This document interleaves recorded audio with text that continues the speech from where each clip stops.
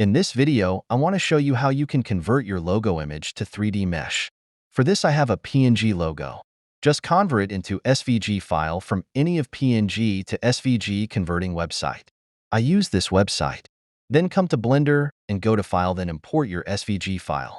If the add-on's not installed in your Blender, you just go to Edit and go to Add-ons, then search SVG. Take Scalable SVG. And now you will get this option here. We can see an object here. Set its origin to geometry and set it on middle. Now go to Carve Property and go to Geometry section. Increase height and bevel a little.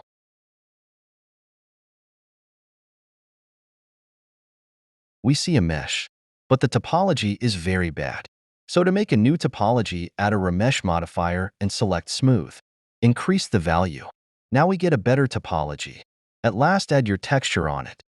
Subscribe this channel for more video.